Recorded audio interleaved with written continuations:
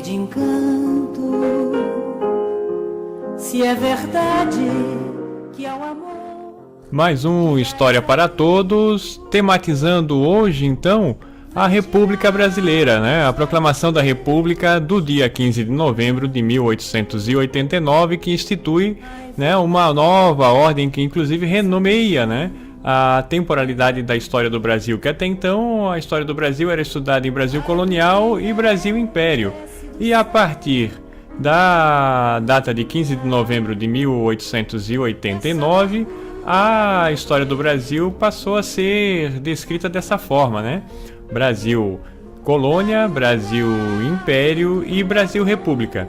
O império que começa a sua derrocada a partir praticamente de 1870, né? O grande divisor de águas é o final da Guerra do Paraguai, quando os militares, né, sobretudo o exército, voltam fortalecidos politicamente desse processo, né, fundando o Clube Republicano, que vai dar origem ao Partido Republicano no Brasil. Então, esse processo se estende até 1889, principalmente na Escola Militar do Rio de Janeiro, onde vão sair as lideranças do movimento republicano no Brasil, e isso produzindo um efeito que é a derrubada do Império e, consequentemente, do imperador Dom Pedro II, né, no dia 15 de novembro, então. Então, a partir daí, você tem, né, a ascensão da República. E o que nós vamos trabalhar hoje, dentro dessa perspectiva da história e da música, é exatamente esse movimento, né? Esse movimento da Primeira República. Nós vamos trabalhar hoje a Primeira República, que vai de 1889 até 1930, esse período complexo, hoje trabalhando algumas tensões da Primeira República, né? Então, aproveitando esse 15 de novembro para trabalhar essas tensões iniciais aí da Primeira República no Brasil, né? Então, nós vamos trabalhar hoje essas perspectivas. De fundo, você já vai ouvindo aí Chiquinha Gonzaga, que abriu o nosso programa hoje, não é? Com a música Lua Branca, e seguimos aí ao fundo com Chiquinha Gonzaga, então, não é? Mas é legal nós entendermos que os líderes do movimento republicano, eles são oriundos, né, da Escola Militar do Rio de Janeiro, que formava grande parte dos engenheiros e intelectuais, e também intelectuais no Brasil. Então, dali saíram lideranças como Benjamin Constant, um dos grandes líderes do movimento, o próprio Marechal Deodoro da Fonseca, né, que foram líderes aí no processo. Deodoro é uma figura bastante sui generis no processo, né? Mas é desse lugar, é da Escola Militar do Rio de Janeiro, que a força republicana e, sobretudo, o pensamento intelectual republicano que se institui a partir de então é um pensamento intelectual pautado no positivismo, né? Tanto que a bandeira do Brasil, a partir de então, ela vai ganhar o globo e as palavras que ainda hoje estão na bandeira do Brasil, que é a ordem e progresso, um lema do positivismo, né? Então é esse processo que nós vamos analisar hoje. E vamos aproveitar também e já mergulhar no campo da música. Vamos então com uma música que toca exatamente nesse assunto do sambista e compositor Noel Rosa, Positivismo. Sou morena que tanto passei.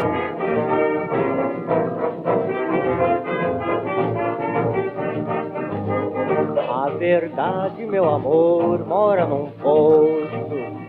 É Pilatos lá na Bíblia quem nos diz. E também faleceu por ter pescoço o autor da guilhotina de Paris. A verdade, meu amor, mora num poço. É Pilatos lá na Bíblia quem nos diz. E também faleceu por ter pescoço o infeliz autor da guilhotina de Paris. Vai, orgulhosa querida, mas aceita esta lição. No câmbio incerto da vida, a libra sempre é o coração. O O amor vem por princípio, a ordem por base. O progresso é que deve vir por fim. Desprezaste esta lei de Augusto Conte e foste ser feliz longe de mim. O amor vem por princípio, a ordem por base. O progresso é que deve vir por fim. Desprezaste esta lei de Augusto Conte e foste ser feliz longe de mim. Vai, coração que não vibra com teu juro exorbitante, transformar mais outra libra em dívida flutuante.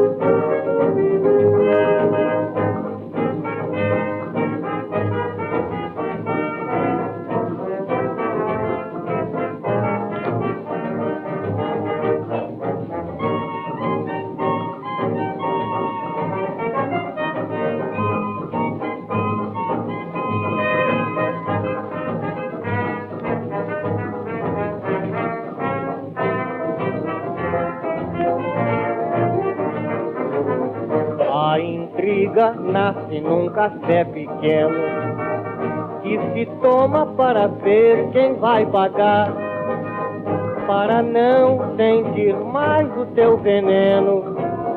Foi que eu já resolvi me envenenar.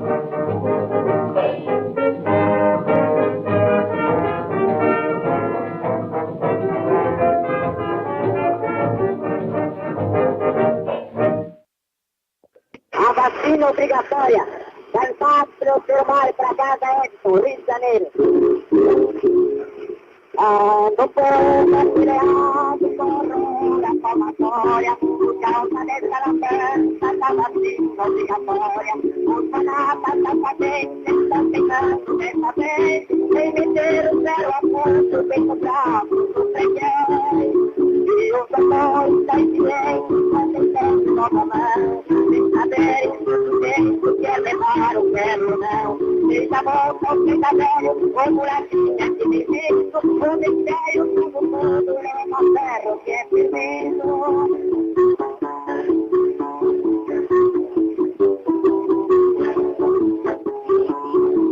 Tem no prato do sertão, chega o cinco e logo vai, iniciando aquele nosso, para ser tudo mais. Mas a lei mata seu povo, o coitado do freguês, vai servindo na vacina, encerra o gato na 10. Eu agora está ciência, tentando logo a mão, sem saber o jeito que é levar o ferro ou não. Seja moço, seja velho, ou mulatinha que me visto, o mistério tudo leva ferro que é tremendo.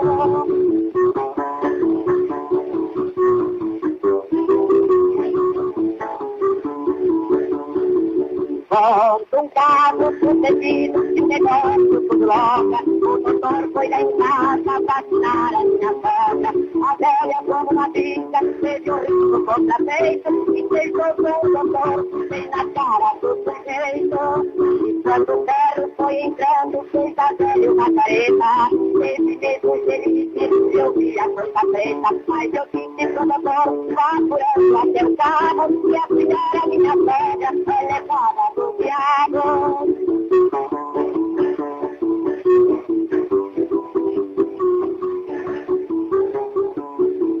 Dei um casal de namorados, eu conheço a Cristina, não se pode distribuir no campo da vacina. A moça que era inocente, um pouquinho adiantada, quando foi pra pecuia, já estava vacinada.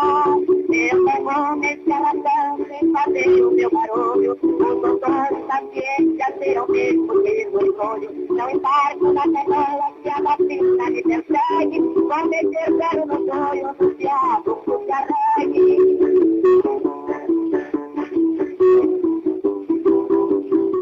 E aí, você ouviu então Noel Rosa na música Positivismo e agora Mário Pinheiro, Vacina Obrigatória, uma gravação antiga, vocês podem ver pela qualidade da gravação, não é? E que essa música traz um dos nosso primeiro tema hoje, né?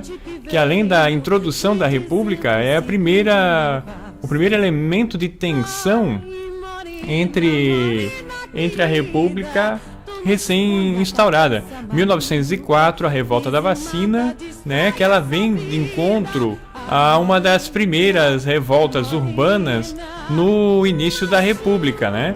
Em especial no Rio de Janeiro, onde o Rio de Janeiro republicano, embalado pelo positivismo, que já falamos anteriormente, ele vai implementar uma nova ordem sanitária, né, que os ensaios já vinham sendo feitos no período imperial, mas que na instituição da República esse processo ele se intensifica, né, como uma ação do Estado, né, esse Estado da ordem, do progresso, da racionalidade, ele vai se instituindo a partir de então.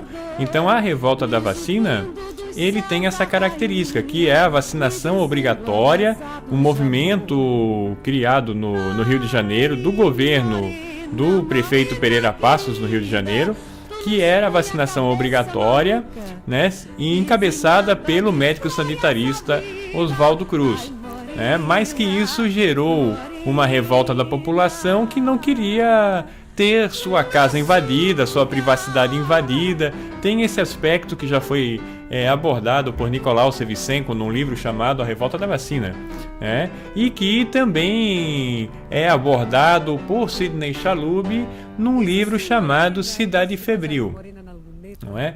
Porém, você tem um aspecto interessante aí nesse processo, que é da Revolta da Vacina, não é?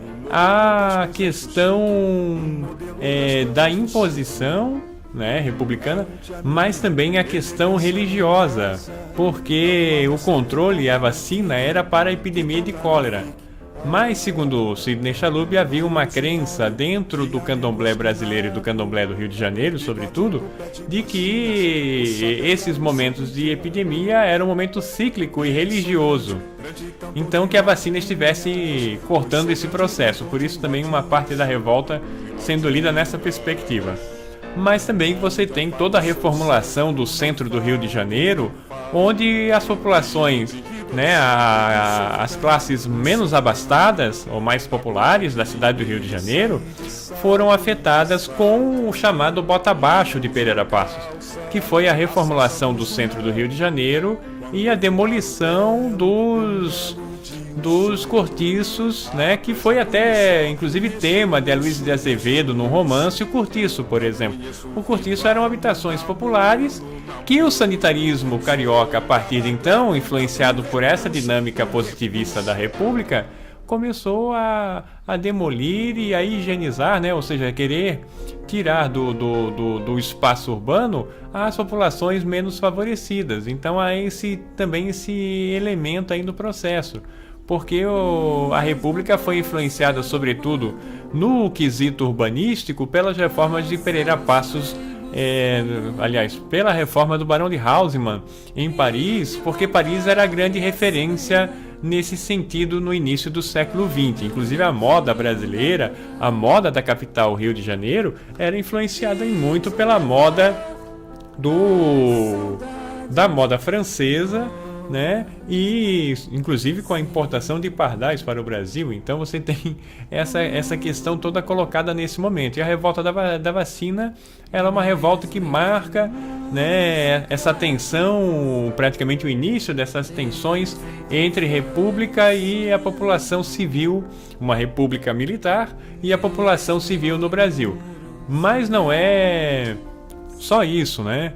Nós temos também o evento no interior da Bahia, que é a Revolta de Canudos. E a Revolta de Canudos também você tem esse aspecto, né? Você tem pessoas que foram expulsas da sua terra, né? Sobretudo pela Lei de Terras de 1850, mas que com a mentalidade republicana ela é colocada em prática. Ou seja, se você não tinha o documento da terra, você era expulso daquela terra. Então isso aconteceu no estado da Bahia, e então o movimento messiânico passa a acontecer nesse período, liderado pelo monge Antônio Conselheiro. Antônio Conselheiro, que vai agrupar essas pessoas que tiveram suas terras perdidas, né? Ou aqueles que com a abolição da escravatura e etc. não tinham trabalho, não tinham terra, vão acompanhar Antônio Conselheiro até um reduto no interior da Bahia. Então você tem esse processo. E o discurso de Antônio Conselheiro era um discurso contrário à República, antirrepublicano, né? E a República então passou a tomar ações contra, inclusive ações militares, né? Onde você tem entre 1896 e 1897 uma ação que é a seguinte: você tem um saldo aí, né, de mais de 25 mil mortos no conflito, inclusive com derrotas do exército brasileiro, né? Onde o general Antônio Moreira César foi morto numa das ações, né? E todos os mortos nessa derrota do exército brasileiro tiveram suas cabeças decapitadas, né? Então foi Moreira César que também esteve presente na Revolução Federalista no sul do Brasil, né? Sobretudo na transição do nome da cidade de Nossa Senhora do Desterro, em Santa Catarina, para Florianópolis. Moreira César foi o general encaminhado por Floriano Peixoto nesse processo, e ele acaba morrendo em Canudos, né? Então você tem esse processo, esse movimento messiânico de catolicismo popular, né? E de um movimento antirrepublicano, não é? Então é interessante também, né, esses aspectos.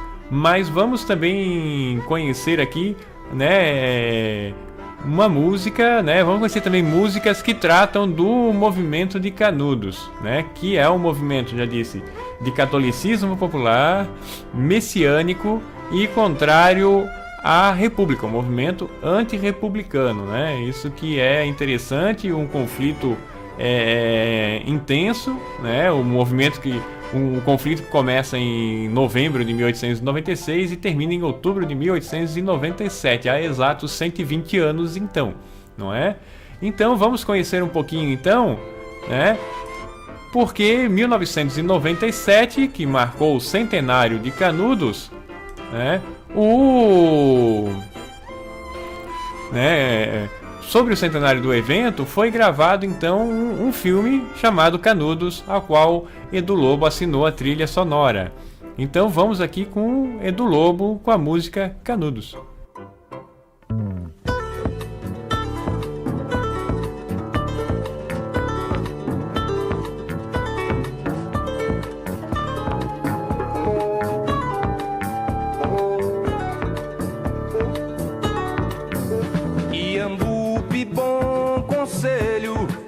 Jacobina, Xorroxó, Monte Santo, Mundo Novo, Lagoinha, Quixadá, entre rios, belos montes, quem é esse que vagueia?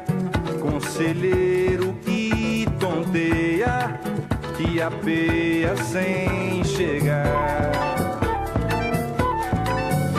Horizonte mais errante, que crendice mais descrente, que descrença mais distante, que distância mais presente, que distância mais presente, desgoverno governante, quanta gente confiante em Antônio penitente.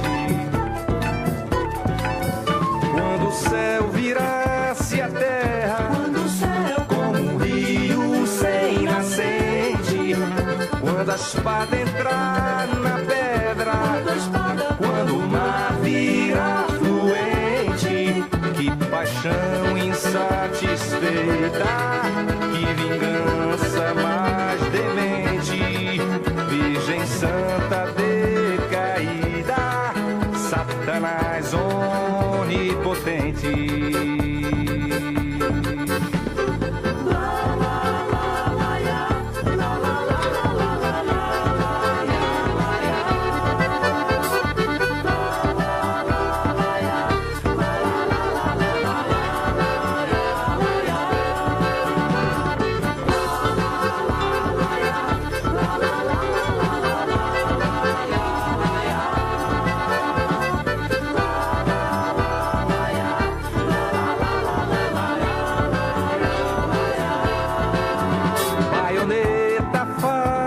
cega, paralelo, bacamarte, sofrimento que renega, desavença que reparte, entre rios, belos montes, que distância mais presente, quanta gente confiante em Antônio penitente.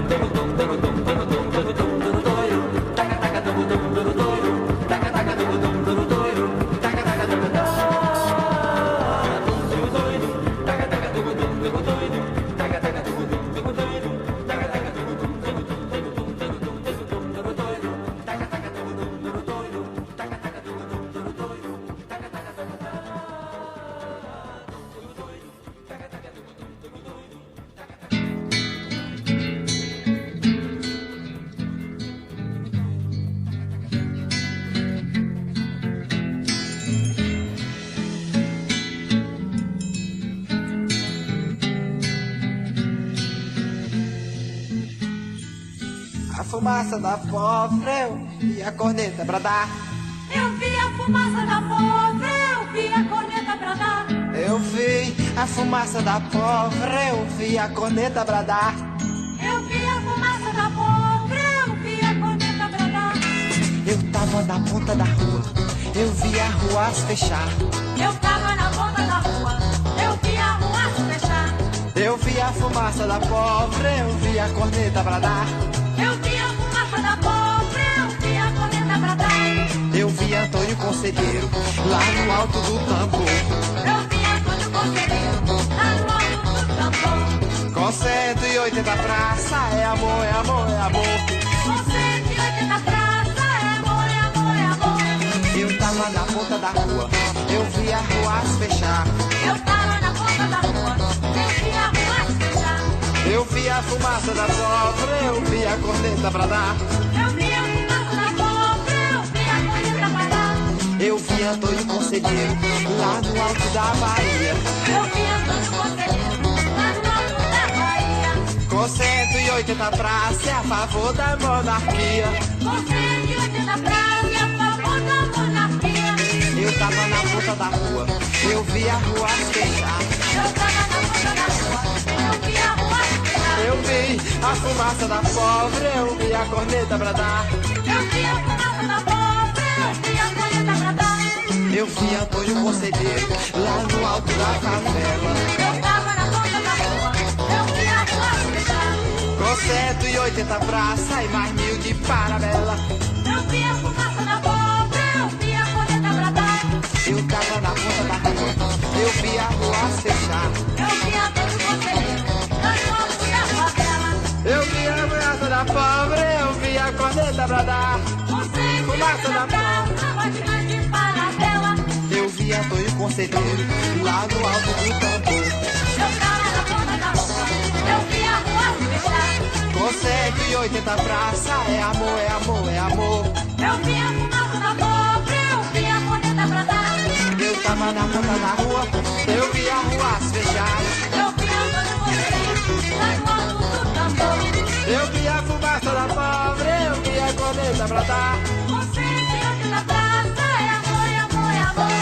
Eu vi Antônio Conselheiro lá no alto da Bahia. Eu tava na ponta da rua, eu vi a rua se fechar. Com 180 praça, é a favor da monarquia. Eu vi a fumaça da pólvora, eu vi a corneta bradar. Eu tava na ponta da rua. Raimundo Fagner, então, Antônio Conselheiro, não é? Mais uma música tematizando aí a questão de Canudos. Então vejam, né, que Canudos é um movimento antirrepublicano né, messiânico, liderado por um monge dentro do catolicismo popular, né? Não era um padre liderando o processo, mas era o catolicismo popular acontecendo nesse momento então esse é um aspecto interessante também nesse processo, né? Essa condição do catolicismo popular, né, numa população agora afetada pela Lei de Terras de 1850 e que isso nos últimos 50 anos aí foi se avolumando e o movimento de Canudos é um efeito disso. Também é legal lembrar uma outra questão também, que é a passagem de Euclides da Cunha nesse processo. Euclides da Cunha, engenheiro formado pela Escola Militar do Rio de Janeiro, não é? E que no período de Canudos ele é contratado pelo jornal Estado de São Paulo, do então conselheiro Antônio Prado, para ser o correspondente de guerra do jornal Estado de São Paulo. Da experiência de Euclides da Cunha, ele escreve o livro Os Sertões, né? Auxiliando na construção de uma ideia, de uma imagem do chamado Caboclo de Canudos, né? Então, isso ajudou a forjar essa ideia dentro desses movimentos, que é a ideia do caboclo do movimento de Canudos, essa ideia do caboclo, que também vai se projetar na temática que nós vamos trabalhar agora, que é dentro das revoltas da Primeira República, que é o movimento do contestado envolvendo Santa Catarina e Paraná. Então, os estados de Santa Catarina e Paraná se envolveram desde o final do século XIX numa questão de litígio territorial, onde o Paraná exigia o que é hoje o Oeste de Santa Catarina e Santa Catarina exigia também parte do Paraná. Esse conflito litigioso se desdobrou na justiça até o ano de 1910, quando o então advogado de Santa Catarina, Conselheiro Mafra, né, conquistou a vitória jurídica para Santa Catarina, né, onde os limites entre Santa Catarina e Paraná foram definidos definitivamente, né? Então, essa condição do litígio, ela se inicia no limiar, no início da República, né? Se finaliza em 1910, mas os efeitos disso vão se desdobrar até 1916, né? Que é a conhecida então como Guerra do Contestado, que o conflito se estabeleceu entre 1912 e 1916, com alguns elementos muito parecidos com Canudos, né? Onde geralmente o movimento de Canudos e do Contestado eles são relacionados.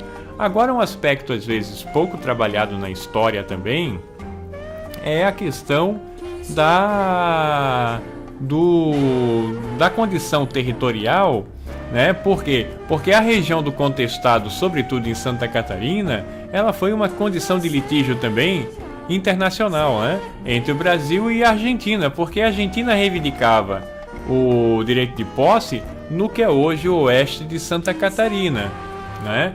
E essa condição foi resolvida no final do século XIX, no início da República, com o trabalho do Barão de Rio Branco, que consegue, com a mediação do governo dos Estados Unidos, definir um acordo juntamente a Brasil e a Argentina. Então aqui se chama, né, foi assinado um tratado de limite territorial que se chama a questão de Palmas. Então a questão de Palmas também era essa condição. Então antes do contestado entre Santa Catarina e Paraná, você já tinha essa discussão entre Brasil e Argentina.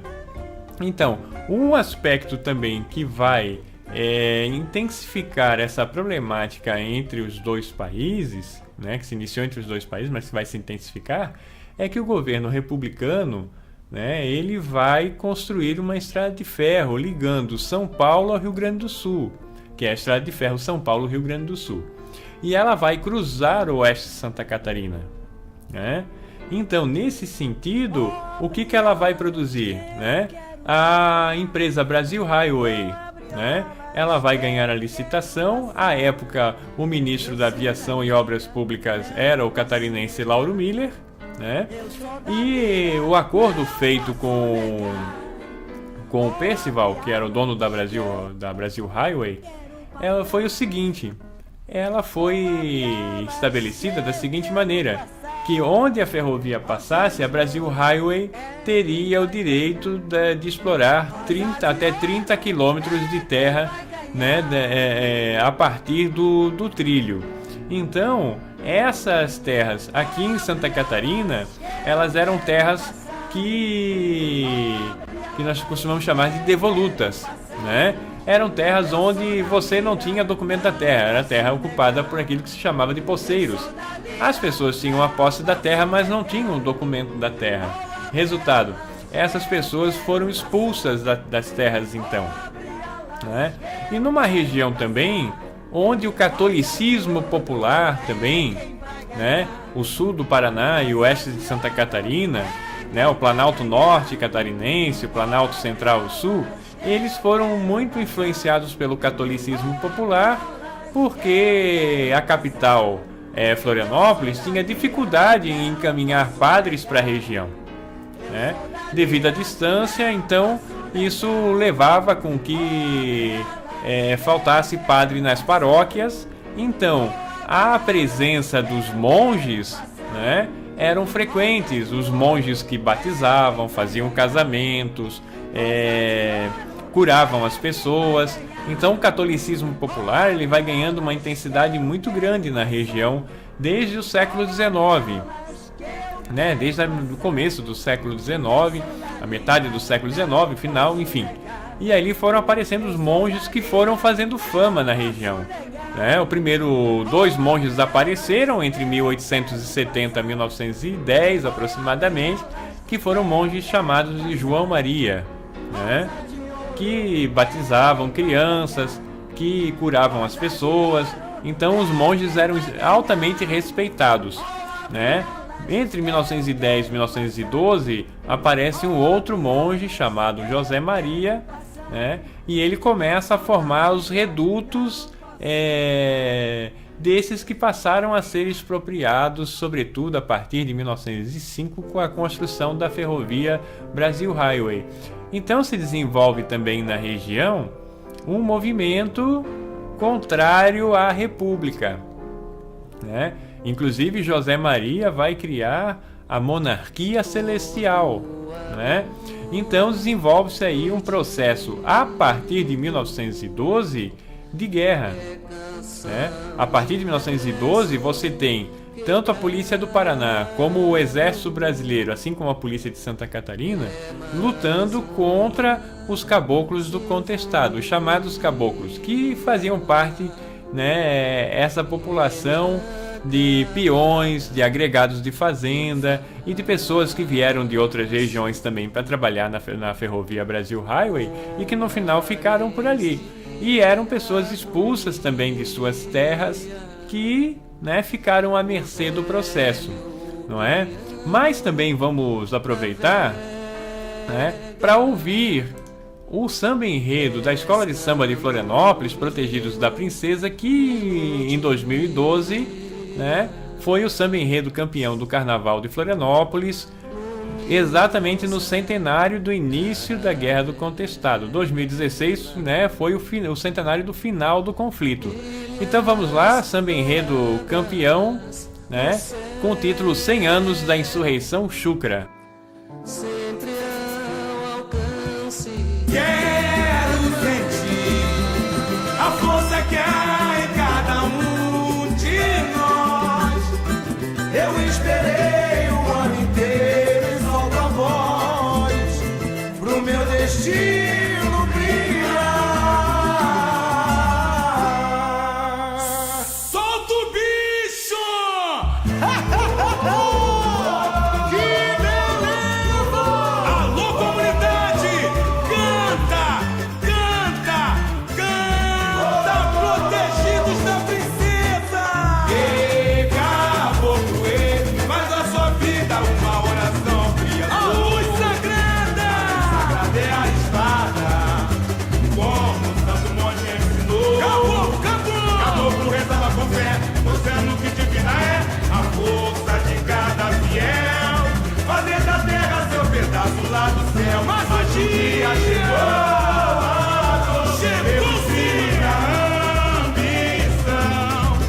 fumaça nos ares, bota campos e lares. Parecia um mal na forma de um dragão. Era sangue na mata. A revolta crescia, contestado em guerra.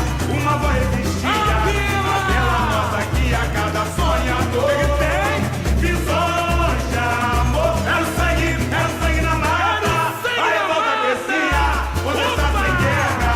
Uma voz resistia, aquela nossa guia, cada sonhador. Visões de amor, visões de amor. Mas salve a resistência por liberdade em seu chão. A força da tirania não mata a raiz da libertação.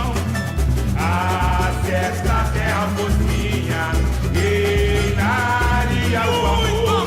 E hoje o oeste do estado é poema encantado, a chama ficou. Valeu a esperança, os sonhos não foram em vão. Se alguém duvidar, em cada disputa, verá que o fim do teu não pode a luta. Se alguém duvidar, em cada disputa, verá que o fim do teu não pode a luta. Canta, princesa guerreira, deixa a princesa guerreira e sabe a lutar. Canta, princesa guerreira, levanta a bandeira pro povo sambar. Canta, princesa guerreira, valente a maneira e sempre a lutar. Canta, princesa guerreira, levanta a bandeira pro povo sambar. Que caboclo, faz da sua vida uma oração ao Criador. A luz sagrada é a espada, como o santo monge ensinou. Caboclo reza no pé, mostrando que divina é a força de cada fiel. Fazer da terra seu pedaço lá do céu. Mas um dia chegou.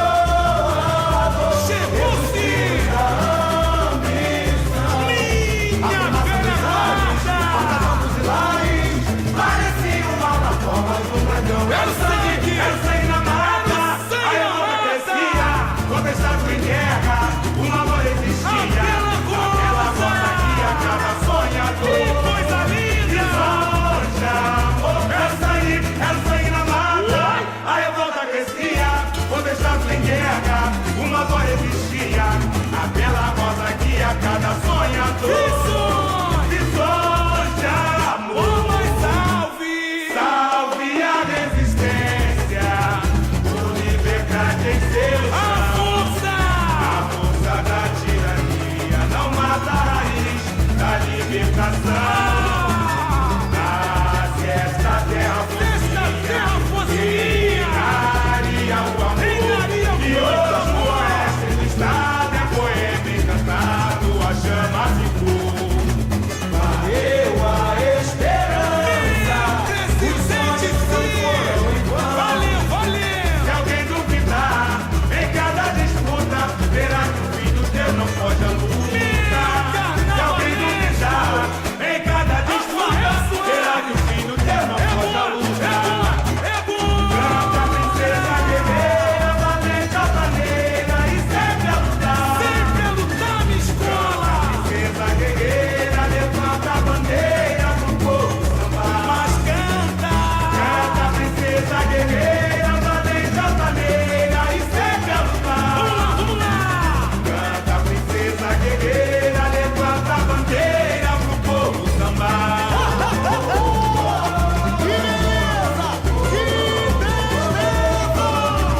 Obrigado, meus compositores! Valeu, Floripa! Solta o bicho! Protegidos da princesa!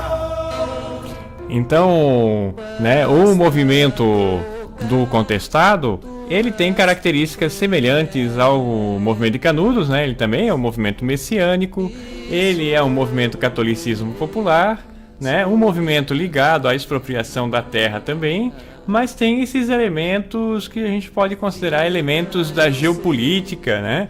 Da estratégia também do Estado brasileiro, que tenta construir uma ferrovia ligando São Paulo ao Rio Grande do Sul para o quê? Para a proteção da região com relação à garantia da posse da terra, porque se você precisasse deslocar um exército, a estrada de ferro traria esse exército para a defesa mais rapidamente do que se fosse fazer esse trajeto deslocado por cavalos, mulas, etc., né?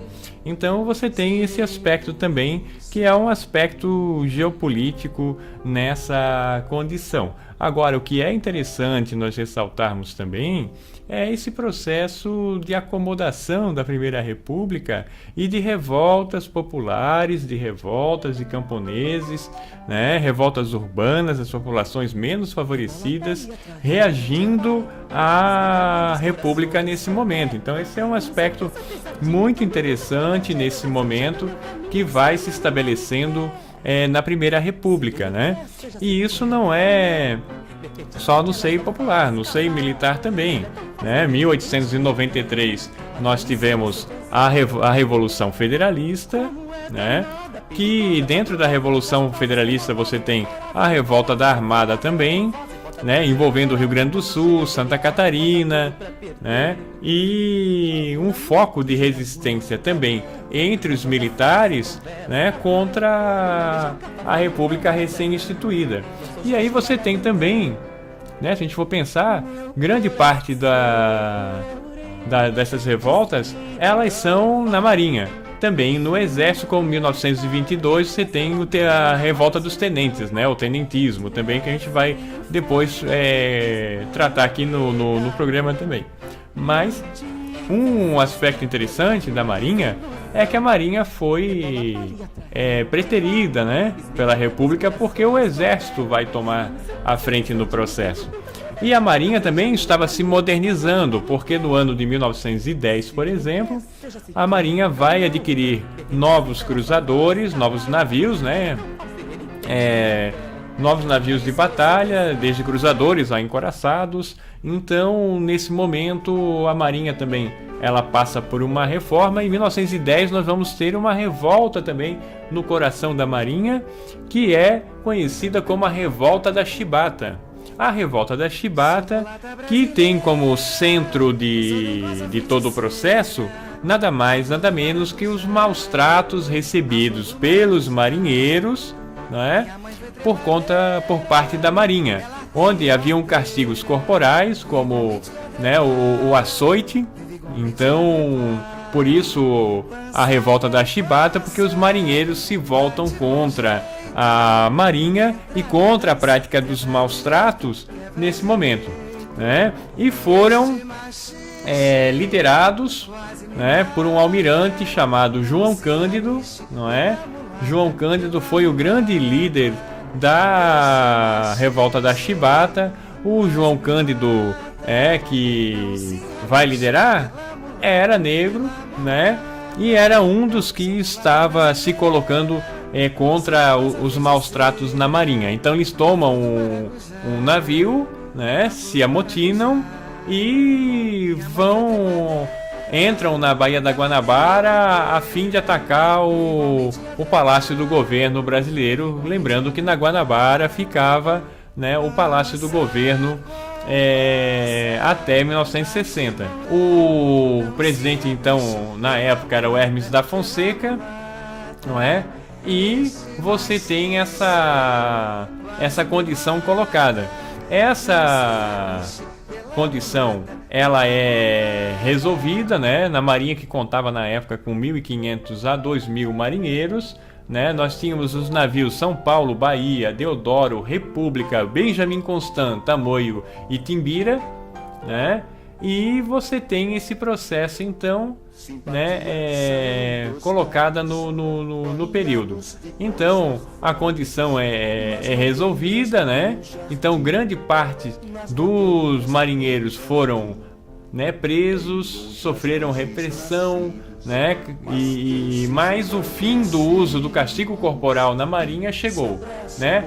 Ao preço foram as demissões, prisões, né, de centenas de marinheiros. Alguns foram anistiados no final das contas, mas foram ainda no final das contas injustiçados nesse processo, né? Então, essa é uma condição aí da história do Brasil, muitas vezes pouco tematizada, né? A revolta da Chibata de 1910, que trouxe como grande liderança João Cândido, né? E uma condição um pouco debatida na história do Brasil, né? Essa condição. Então, um aspecto muito interessante. Então, nós podemos observar uma primeira república bastante tensa, né? Com bastante tensão, né? Sobretudo das camadas populares que não aceitavam a república da maneira como ela estava se colocando, né? Então, um período de transição aí bastante grande nesse momento. E para aproveitar esse momento, vamos então, né, finalizar nosso programa de hoje com uma música que trata exatamente desse momento, né? Uma música de composição de João Bosco e Aldir Blanc, que é o Mestre Sala dos Mares. Então você fica agora com o Mestre Sala dos Mares, João Bosco e Aldir Blanc, aqui cantando Chico Buarque e João Bosco.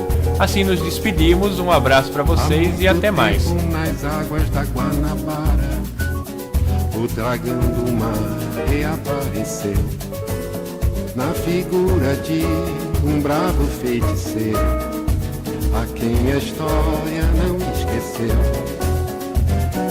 Conhecido como navegante negro, tinha a dignidade de um mestre-sala, e ao acenar pelo mar, na alegria das regatas, foi saudado no porto pelas mocinhas francesas, jovens polacas e por batalhões de mulatas.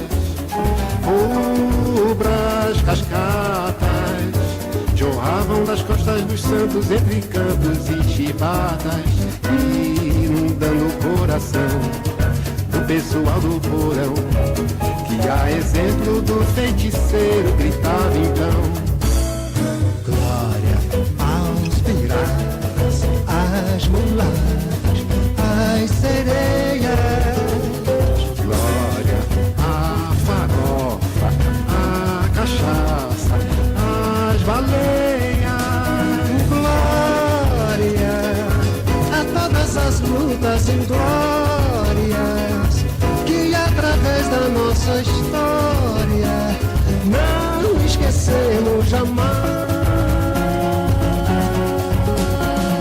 Salve o navegante negro que tem por monumento as pedras pisadas do cais.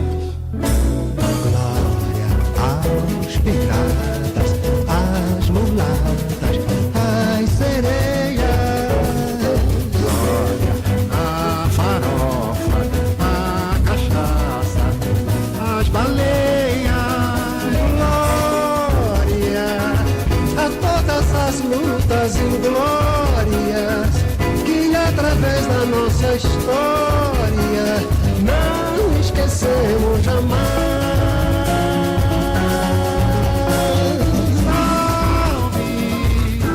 Navegante negro que tem por monumento as pedras pisadas do cais. Mas salve, salve o navegante negro que tem por monumento as pedras pisadas do cais. Mas faz muito tempo. É isso aí, continue nos acompanhando, um grande abraço a todos e até mais.